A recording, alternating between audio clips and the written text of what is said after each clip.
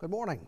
Bridges play a very important role in our transportation system, connecting roads and highways and making travel possible. But some do even more than that. In the case of the Mackinac Bridge, it brings the state together. This morning we'll talk about the Mighty Mac with the person in charge of that unique structure. Starts right now. From TV6, this is The Ryan Report. Here's your host, Don Ryan.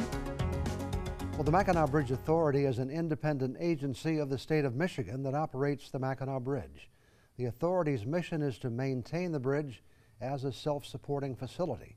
The individual responsible for carrying out the policies of the authority is the executive secretary. And our guest this morning is Kim Nowak, who was appointed to that assignment in July of this year. Although she's no stranger to the bridge, she has been with them for some time.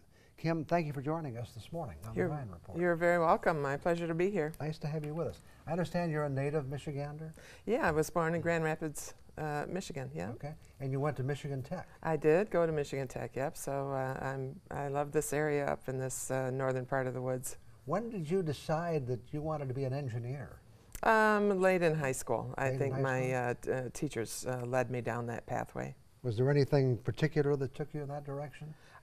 Being good in science and math, and they thought that engineering would be the path for me.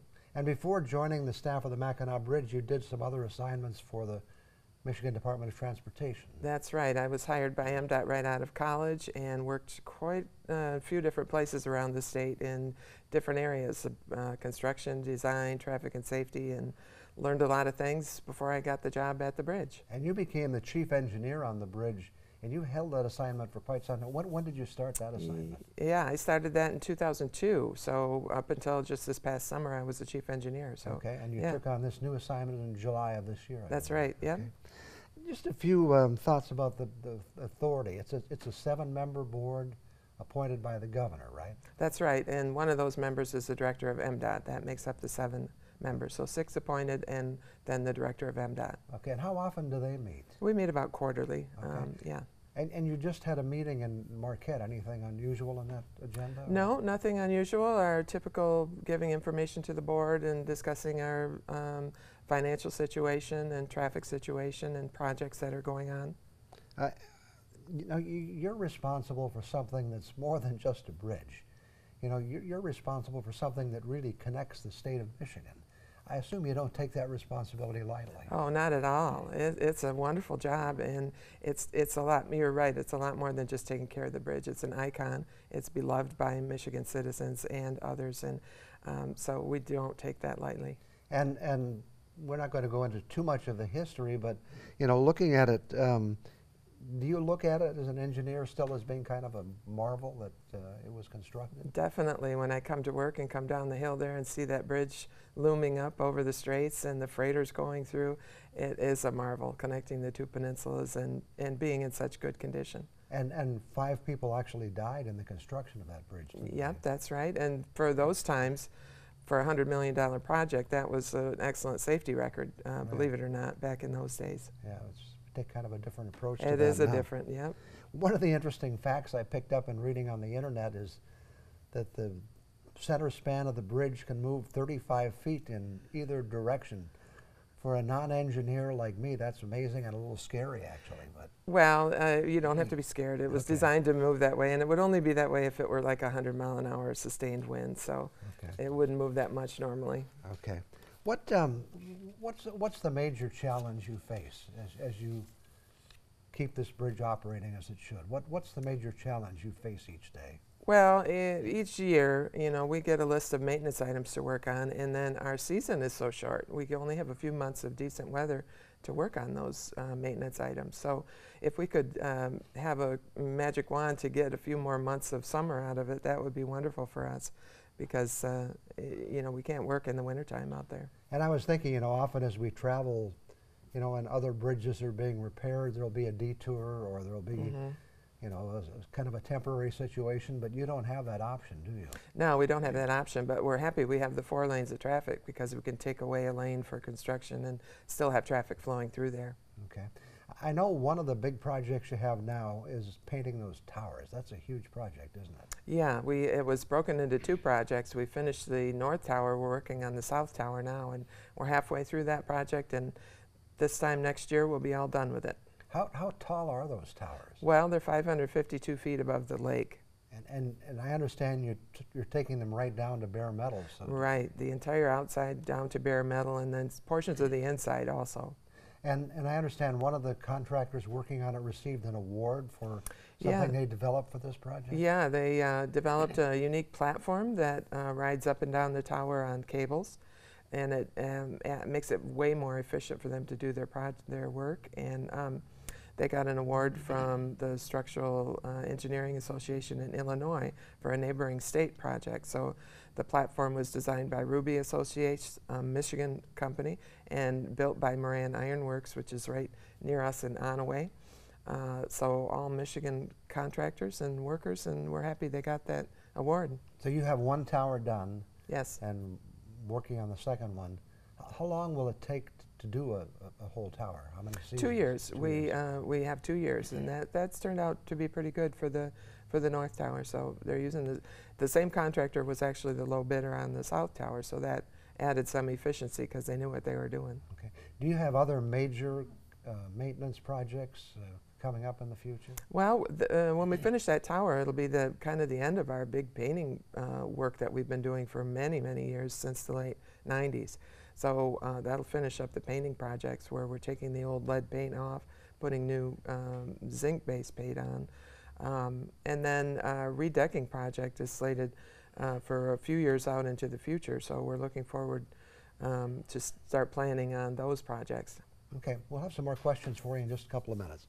Back with more on today's show just 2 minutes from now.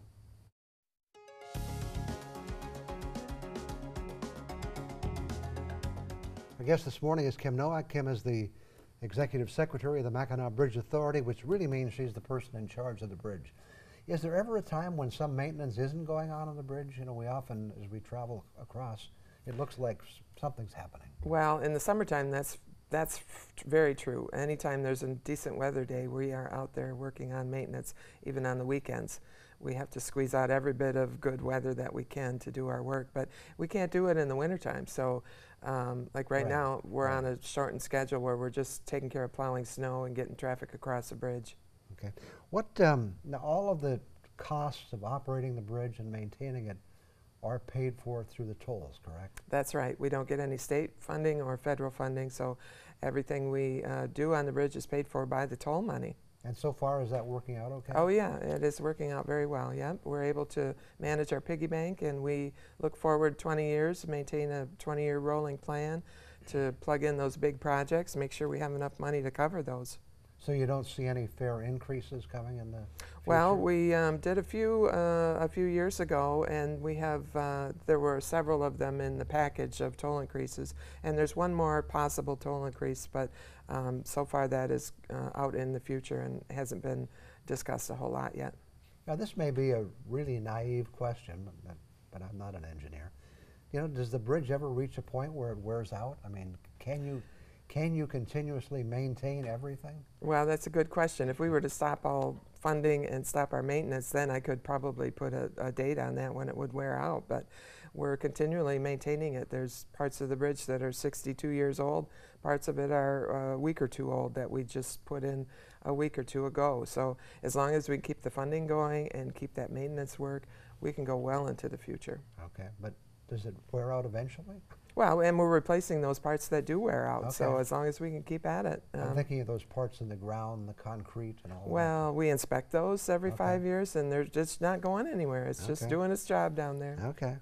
You know, I looked at some of the bridge crossing statistics on your internet site, and it looks like the traffic is just going up every month, every year. I mean, it varies from month to month, I know, but every year it seems like more cars are crossing the Mackinac Bridge. Is that right? Well, yeah, the past few years that is true, and if you look back a little further, it was going on a downward trend. From 1999 was a peak where we almost had 5 million crossings, and then it went down, and now it's back on a little uptick again. So we're very happy about that, and we hope it continues. Do you have any thoughts as to why that happens? Well, we're hoping the economy is better and people have more money to spend on travels and gas money and the tourism. So we hope that trend continues. I assume when Michigan had some of its more severe financial difficulties as a state, that certainly affected people traveling. That's true, if they don't have the excess money to go on trips. I looked at those statistics, and I believe the total in July or last August was like 639,000 crossings. And it looks like that might be the most ever in a month. Oh, well, I don't have that number in my head. Sorry, Okay. you got me short there, Okay. but you might be right there. But it's a lot of crossings, isn't It is a lot of crossings. We're happy about that. How do you decide how many lanes are going to be open? How do you manage that? Well, we know pretty much exactly every hour of every day what the traffic is going to be, and so if it's going to be very high, we're not able to do lane closures for our construction because we don't want to impede the traffic. So we look at that closely week to week. And you're talking about toll lanes. How do we? Right. Our goal is to not have backups at the toll booths also. So Okay. we know the hourly traffic counts, and that's what we use to schedule our workers and schedule the lanes to be open. So you have a lot of good history to deal with there. Oh yeah, we definitely do, and it's amazing year to year how this hour of this day a year ago is very similar. Really? So yeah, I know looking at the statistics, they vary a lot from month to month. yeah, So I'm sure, you know, if you understand that history, you can, you Oh, can yeah. pretty well plan for that. But even with that, and even with all the lanes open, there are times that traffic is backed up, right? That's true. Friday coming northbound when everybody wants to come into the UP is tough, and then Sunday going home. We just don't have enough lanes to keep up with it, even though we have a temporary booth that we put out there for the southbound Sunday traffic. I don't know if it's still the same, but I know for many years the opening of deer season was a big day. Is that still a big day? Well, it is, but as you know, you don't just come up the opening day. You come up Right. days early, so Right. they kind of trickle north. Right. So we don't really have big backups for coming up for deer season, and then going home before Thanksgiving sometime can give us some backups. Okay. Yeah. I want to talk about the Labor Day Bridge Walk and some other things, and we'll get to that in just a couple of minutes. Okay. I'll be back with more on today's show after we take one more break.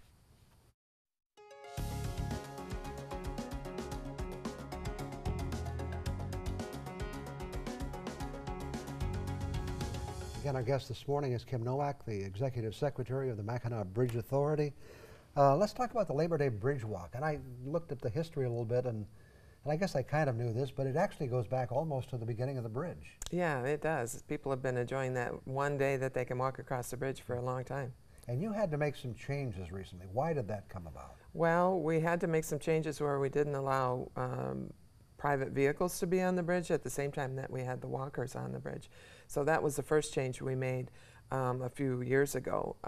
That was asked for by the Department of Homeland Security and the Michigan State Police. So we worked with that for a year, and then we came up with a new scheme where instead of walking only one direction, you can start from either ends of the bridge, and a lot of different options. You can walk all the way across, you can walk across and back if you want to be what's called a double crosser. Okay. Or you can walk to the middle and turn around and come back, or you can just walk a small portion if that's all you're capable of and turn around and come back. And it's amazing the number of people who do it. How many people do you estimate this year? This year we estimated 30,000 people, and 30,000. yeah, and that was up about 5,000 from the previous 2 years. Wow, wow. Yeah. With the bridge closed to all vehicles, there must be a lot of coordination that has to go on with police agencies, with the ferry operators, with all the people involved. That's right, and we get the word out way early before Labor Day on the big message boards you see all the way down into the Detroit area, telling people that they won't be able to get across there for those few hours during Labor Day while we're having the walk. And so far that's worked wonderful. People are getting the message and they're not waiting in line. They're planning their trip accordingly so they don't get stuck in that. Right. Any other changes in the future, or does it seem to be working well the way it is now? It was working well, so we're going to use the same scheme next year, the same early notices to everybody, and just try to polish it up a little bit and make it even better next year. I have to assume that other than maintaining the bridge, safety must be the #1 consideration. Yeah, safety is very important, and especially for our workers. We definitely go through a lot of safety training, make sure that they know how to do their job safely. It's very important. What about safety on the bridge itself? I read that more than 150 million cars have crossed the bridge, and only 2 have left the bridge, and one of those may have been deliberate, according to the state police. That's so right. That's a pretty good safety record. Oh, it's an excellent safety record, yeah. And that's one reason that we try to keep the speeds down lower, and then when we have wind conditions, we do the escorting, so we force people to go slower if they're in a wind-susceptible vehicle. So, yeah, we take that very seriously. Do you do a lot of enforcement on speeds, or do people pretty well respect the speed limits? Well, we have some speed readers out on Right. the bridge that will tell you when you're going over the speed limit of 45. And then the state police is located right near us. They lease part of our facility there, and so they're right close to us, and they can respond to anything they need to out on the bridge. So they keep a good eye on things too. Okay. And talking about weather, weather is really the only thing that closes the bridge? Probably? Weather and accidents. Accidents, Sometimes certainly. if we have an accident, it'll be closed partway. It seems like in recent years the bridge may have closed a little more frequently because of weather. Is that, first of all, is that true? And second, is that a policy change or a weather change, or just the way it's played out? It's, well, a little bit of all of that. It's not a policy change, and the bigger closures that we've had recently were for falling ice. That's right. Where we get a freezing rain event, and then it'll get up to a thaw, and some of it'll come crashing down. And the last few events that have been long, you know, it hovered right around the freezing mark, and so it just came down a little bit at a time. So we had to keep it closed during all that falling ice. Other than that, fog, snow, and wind are the biggest factors, right? That's right, yeah. And sometimes we have blizzard conditions, and the wind isn't up to our threshold of 65 miles an hour, but it's low visibility, 0, and so we'll end up closing for something like that. How are those decisions made? Is there a team, an individual? How does it? Well, we have maintenance workers that are out on the bridge using their own eyeballs looking at things, and then we know what the wind speed is from our monitors that we have, so we're able to watch for things, watch for that falling ice, watch for the low visibility, and it's kind of a team effort to decide closures if it isn't based on our wind monitors or things like that.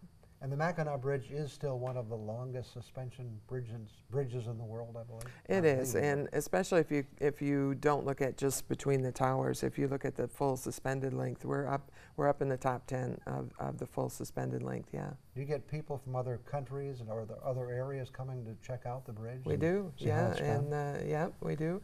We take groups of engineers sometimes and visitors from other long-span bridges and show them proudly our Mackinac Bridge. How it's done. Huh? Yeah, how it's done. Are they impressed? They are impressed. They're impressed with the condition and with all our maintenance efforts that we do with all our in-house workers. So, yeah, we have a good thing going there. And are you happy with your new assignment? Oh, I'm loving it. Yeah, Loving I'm it, very happy with it. And you've been there for so long. I know Right. it's something you're very used to. Right. Well, thanks very much for coming in and sharing some thoughts with us. Appreciate it very much. You're welcome. My pleasure. Okay. I'll be back with some other thoughts for you in just a couple of minutes.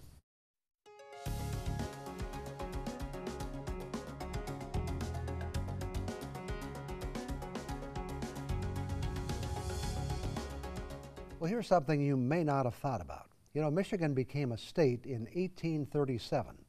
At that time, if you traveled to St. Ignace and wanted to visit the lower part of the state, or you were traveling in the opposite direction, your choices were to find a boat to cross 5 miles of water or to travel about 900 miles by land. If you doubt the accuracy of that statement, take a look at a map. There's no short on-land route between the two peninsulas. And that's the way it stayed for 120 years. Eventually, entrepreneurs in the state started providing the boat, but crossing that 5 miles of water was not easy and not very efficient, especially once we started traveling by car. In the early 1920s, the state operated ferries that could carry 20 or 30 cars. By the late 20s, a ship named the Straits of Mackinac joined the fleet with a capacity of up to 90 cars and 400 passengers. The last major upgrade came in 1952 with the arrival of the Vacation Land, which could carry nearly 150 cars and trucks. And at that point, the 5-vessel fleet had a total capacity of about 500 vehicles. Now, for those of you who are too young to remember the experience, this is what it was like. You arrived in St. Ignace or Mackinac City, and you were one of 150 people lining up to drive your car onto the ship. Traveled across the straits, took additional time, and then you went through the process of having 150 people drive their cars off the ship. This did not all happen quickly. I remember this well because I did it. The last time I crossed the straits on the ferries was late in the winter of 1957, when I traveled downstate to do the radio broadcasts when the Negaunee Miners won the state basketball championship. And that also brought up another reminder. There was a time when the ferries stopped running in the winter. I mention this history because it really makes us think about what the bridge has meant to this state. The Mackinac Bridge is not just another bridge connecting two pieces of roadway. It's a bridge connecting two parts of a state. It's a bridge that brought a state together after many years of being two separate peninsulas.